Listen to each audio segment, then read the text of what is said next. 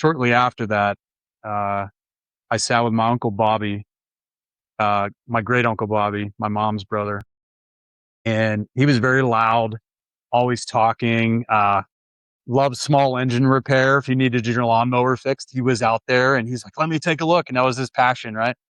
Well, we're sitting at my grandparents' 50th birthday once and sit down on the porch.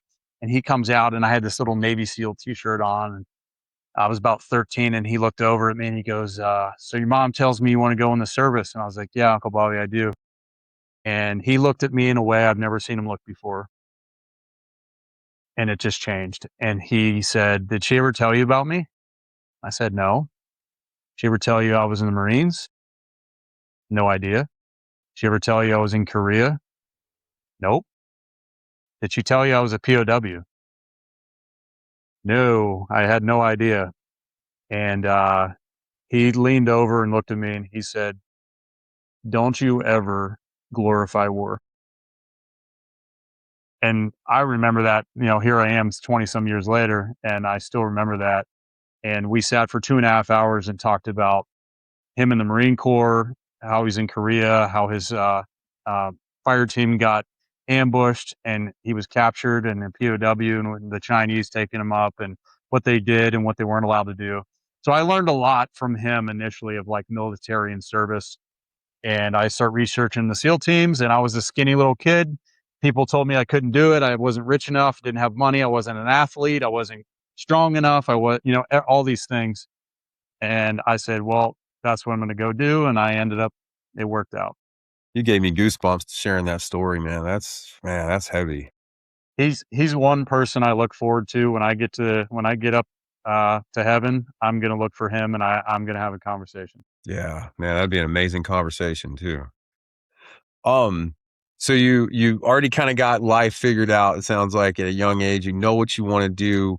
What year did you graduate high school? I graduated 2006, and I kind of like what you said about, you had it figured out. Mm-hmm. I thought I did, but what was to come was just the beginning, man. And it was not smooth sailing, to say the least. You want to kind of get into that a little bit? Sure. So I have an older brother. He's 7 years older. He's 45 currently. I'm 38. And he went to the Army. He went to Iraq in 2005 and was wounded there. He got shot by a sniper through his left arm. Almost lost him. I remember the phone call and coming home to see my mom. Looked like my mom got bear maced on the floor. She was crying so hard. And my parents separated actually right before that happened. And it was pretty crazy. I didn't have a great relationship with my dad around that point, which I can kind of share a thing with that, which is one of the biggest things that led me to this whole leadership thing. But almost lost him. And then that on top of my parents splitting. And then my brother became very violent. He had a drinking problem. He was taking a lot of meds from the VA that they like pouring down veterans, throats. And it got very violent and crazy for the last 2.5 years. And then one day I get a phone call from my dad. Says they found something in my chest. I had pneumonia and I didn't want to even talk to him. And he goes, well, it's stage 4 lung cancer and it's spread everywhere.